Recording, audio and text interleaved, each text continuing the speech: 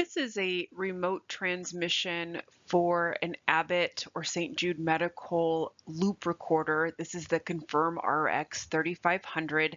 So this is the loop recorder that does utilize Bluetooth to transmit into the clinic. There is an app on the patient's phone. You will see this Confirm RX 3500 as well as the Jot DX 4000 as our current loop recorders on the market. So it looks like this report was sent in because this patient pressed the symptom button. It looks like this patient has pressed these before. We can see that since June 18th of 2020, there were 16 presses of the symptom button, and then just this one was reported yesterday, and you can see that it transmitted in the next day. Our sensing measurement looks great. Our battery capacity looks really good, and you can look at the key parameters just right off the bat. So this is important to look at because we want to see the reason for monitoring. And in this case, this patient got this loop recorder for post-AF ablation monitoring. So they're pressing the symptom button when we're really looking for AF, any sort of recurrence of ATAF or fib from the ablation. So that is a little bit suspicious, not to say it can't happen, but it just makes me look at these a little bit differently. We can also see that our Brady is set to 40 beats per minute. Our tachy's at 190, AF episode is 6 minutes, pauses are at 4 seconds. And then this EGM dynamic range, I'm going to mention this in a little bit, but also our max sensitivity. So all of these things are programmable as well as how you want to get the detections. But with this initial FastPath summary, we are going to get, why the transmission came through, as well as a presenting rhythm freeze.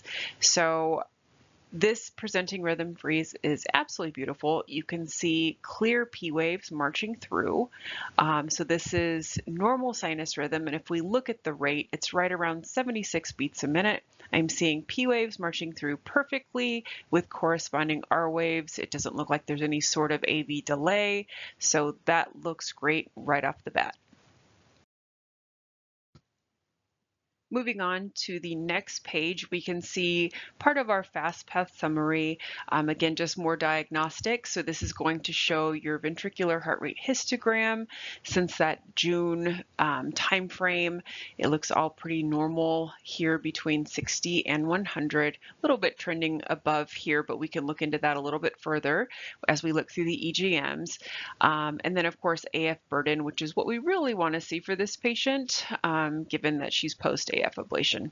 So AF statistics, nothing since at least that June 18th of 2020, and there are no alerts to show in regards to ATAF.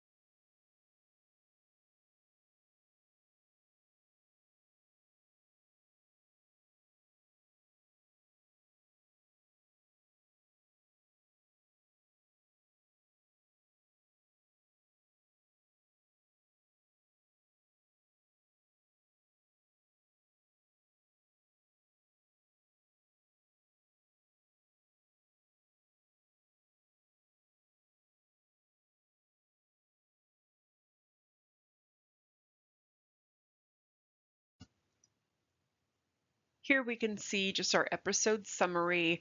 We can see that the last clinic session was June 18th. That was also when the device was last cleared. And then of course the last remote session, that's what this report is for. But we can see here, again, those episodes that were recorded as well as this one here, since it was last cleared. And then we can also see since implants. And I thought this was a little suspicious just right off the bat. I look at these when I see these pauses, if there were that many pauses, if they were real or not, or maybe there was some reprogramming that happened between implant and this June 18th date, maybe some undersensing and they made the device a little bit more sensitive. A little hard to tell. And I mean, it absolutely could be accurate. I would be curious to look back and see. It also showed that there were some Brady episodes. So just to kind of point things out there. But the reason this transmission came in was because this patient claims that they were dizzy, fainted. As we go through, you're going to see it also says that they were having like fluttering. So we can see that this happened at 10:15 a.m. It did not record a duration, and we do have an EGM available for this.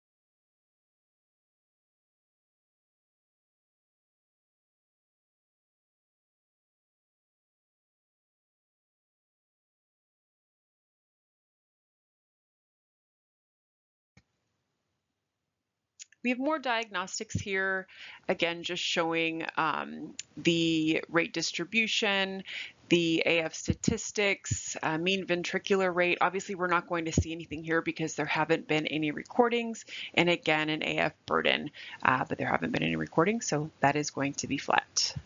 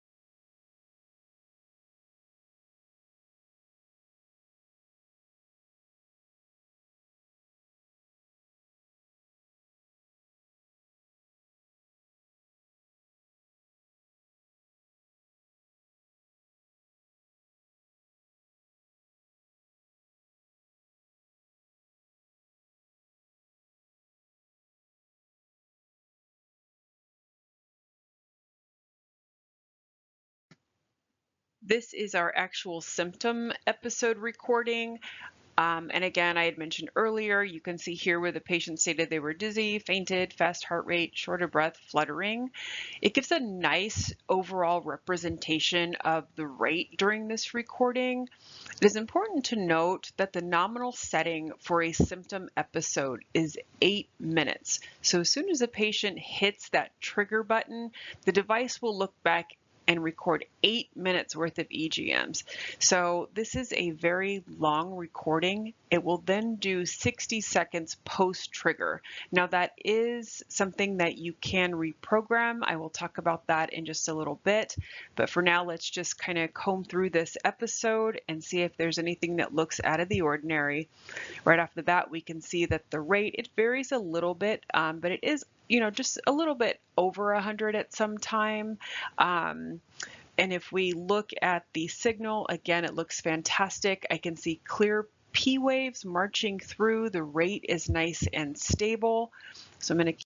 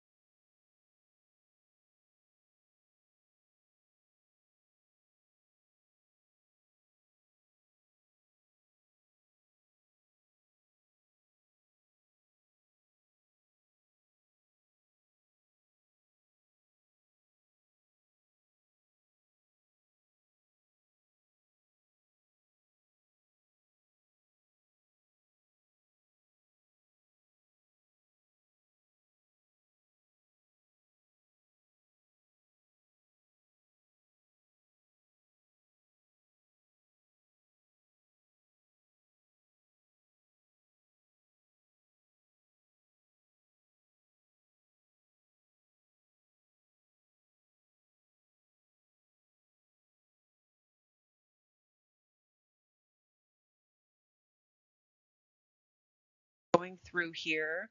Same thing. Again, this is going to be 16 pages because of the way the device is set at recording the pre-symptom trigger.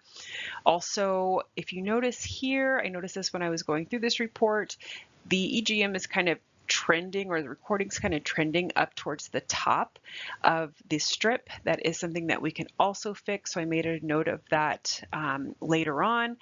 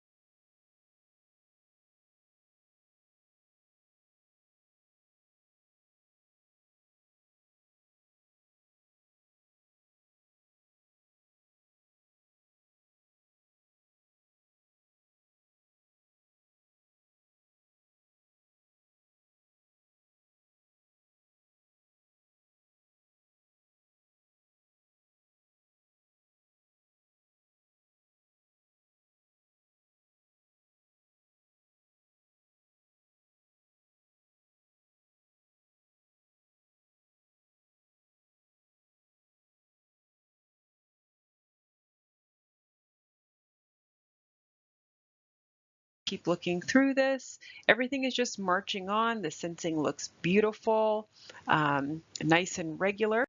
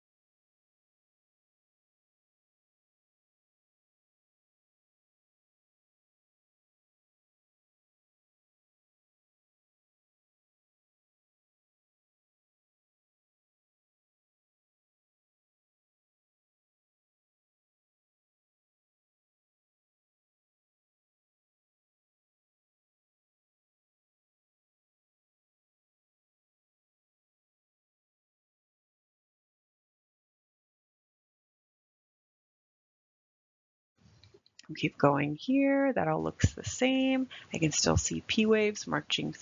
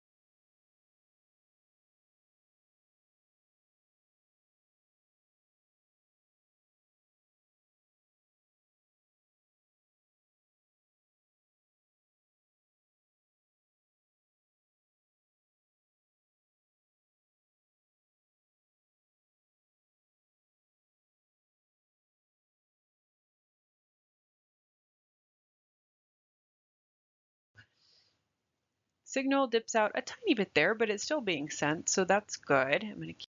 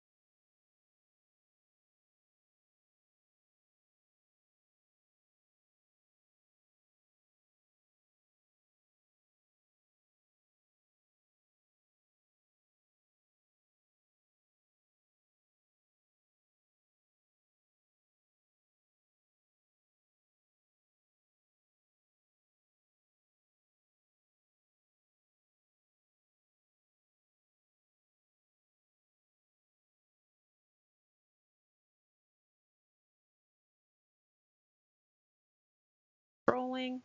And then a little bit further into it, I did notice a couple PVCs. They are being sensed, infrequent, but I did notice that's one difference here in this recording.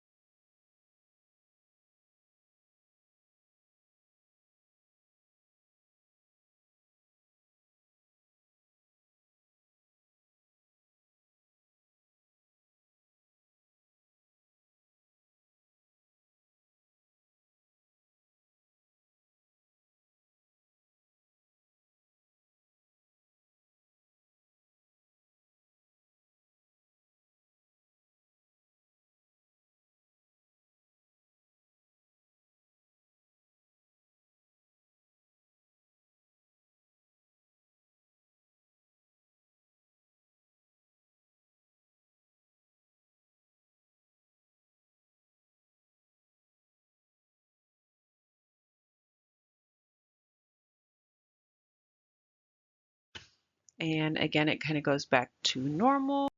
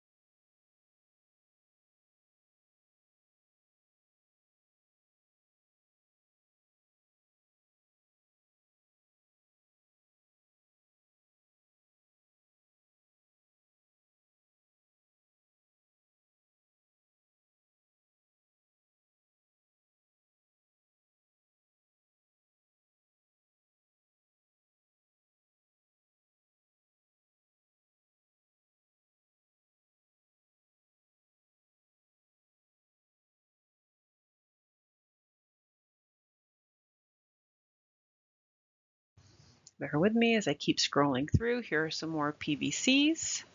Again, sensing looks fantastic. I can still see my P waves marching through. On the actual Merlin site, you can hit the calipers and gain up on these. So it is nice if you're unsure, you just want to practice to march the P waves through with your calipers. And it just gets you some great practice looking at some of these when you're trying to decipher what the rate is, or if there's any sort of block, or if you're missing anything.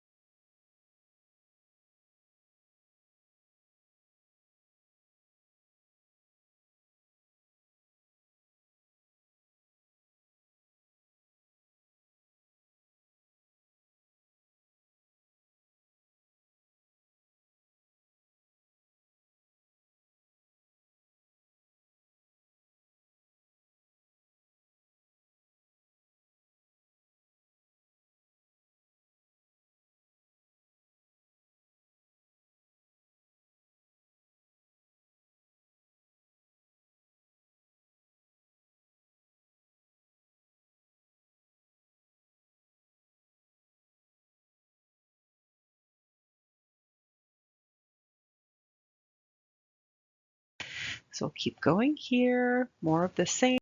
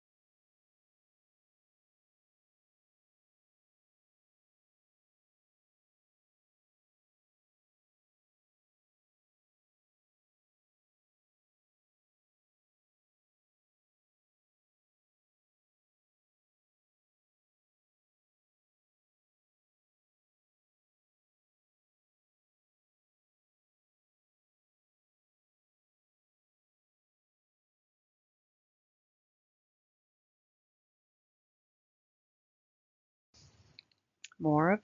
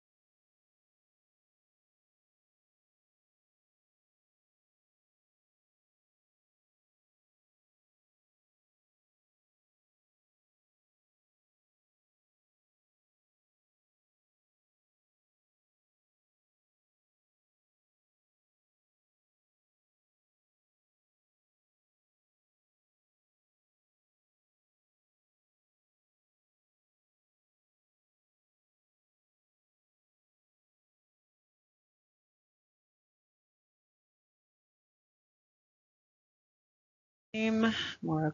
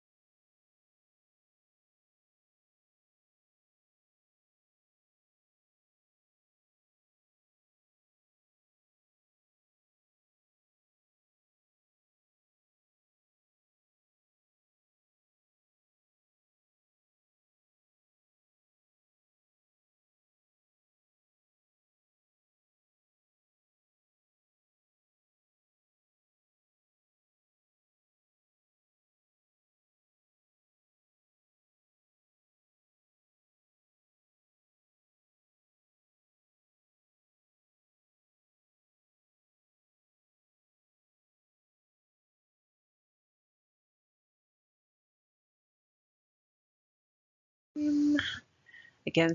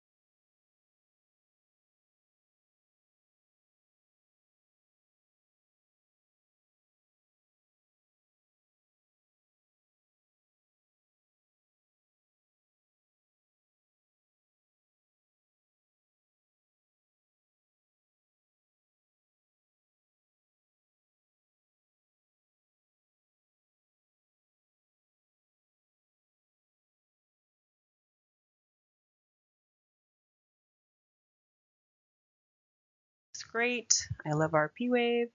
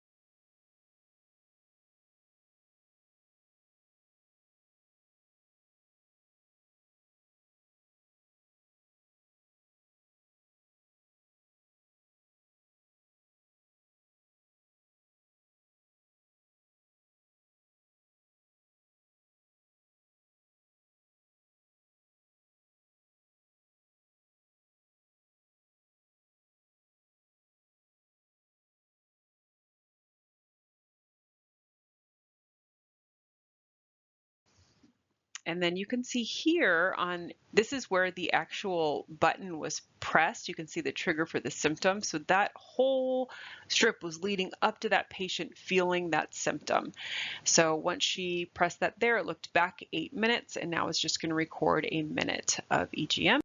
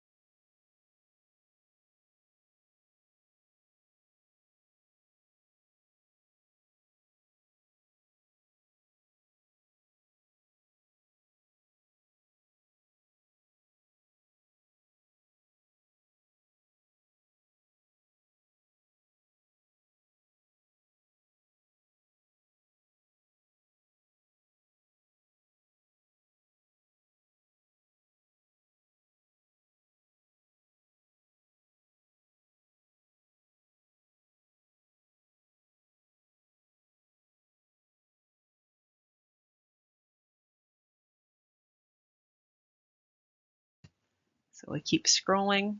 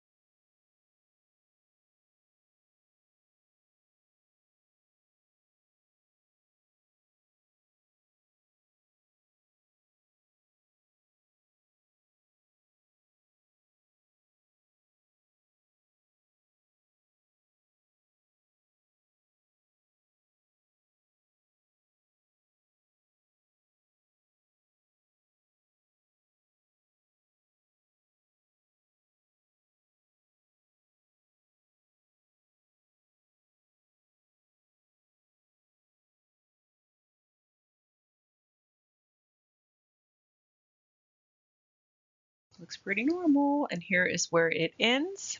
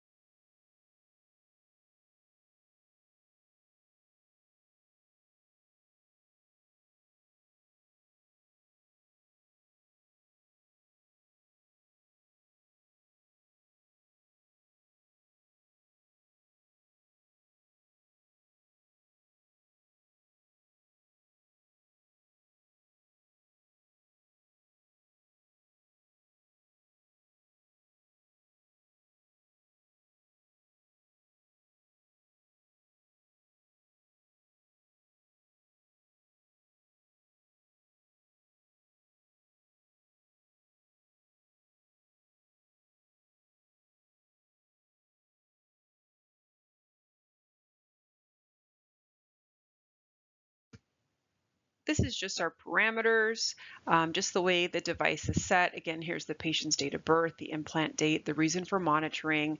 This is also going to show your episodes and alerts settings. So you can see that you can make these EGM priority triggers however you want, however it's appropriate for your clinic. These look like they're pretty nominal settings just based on the loops that I've implanted. You can see here symptom episode is on with detection. You can actually turn this off in a patient's profile. The symptom button will go away from their transmitter, so just be aware of that. And then you can see here that it's checked to go to direct alerts for merlin.net, again programmable. And here is what I was talking about with this symptom pre-trigger duration. So every time a patient hits that, and think about, your patients who are going to be hitting it for everything, and that's okay if that's what you're looking for, but it is something that can really lead to alert fatigue is what I like to call it, and really long EGMs. So if you have somebody like that, you're seeing a lot of the same stuff, or if you just want to set like a best practice for your clinic based on what your providers are looking for, you can change this. So for this particular patient, now given I don't know the entire history because I don't have the chart and I wasn't there for the implant, but we know that they're monitoring it for post-AF ablation, but they seem to be pressing the trigger more than anything else. So we don't anticipate that this patient is fainting, whereas if we had somebody that was actually fainting and we're trying to figure out what the cause is, you may want that pre-symptom or that symptom pre-trigger duration at 8 minutes, because let's say somebody with a syncopal episode does faint, it takes them a little while to come to, they're looking for their phone to press that symptom button. It could take a while, so that makes sense to maybe extend that out for a syncope patient. But when you have it for this sort of indication, you can absolutely decrease that. So in my territory, we typically set that at 4 minutes. Again, I always recommend making sure you run this by your provider and just establish some best practices for your clinic. So again, this is just a little summary here, and for training purposes, I went ahead and wrote this up. If I were checking this for a clinic on remote, or if I saw this in clinic, this isn't something I would probably write up for your provider unless the provider was very specific about wanting everything. Most likely this would be something that would be looked at and archived, just because she's showing normal, or he, I'm not sure, showing normal sinus rhythm, the indication, and what the recording showed. So they will save in your archive. So unless you have a very specific reason as to why you would want to save those, especially when it looks pretty normal, you will get used to archiving those, and depending on what your provider wants, generating a report or not. Obviously for a scheduled report, that is something you can absolutely write up, but just for these alerts, it could get a little tedious. I did make a note here again about that symptom episode. It looks like this patient is pressing it a lot. This is just a reminder about how that trigger duration is set, and just different ways of thinking about how to manage the alert burden that you guys are getting in clinic. Everybody's different, so just establish good practices, and you will be much happier, as these transmissions can get a little tedious sometimes. So the other thing I wanted to point out is that there is not a clinical alert that's associated with this recording. So let's say that there was AFib going on at the same time that a patient presses the symptom button.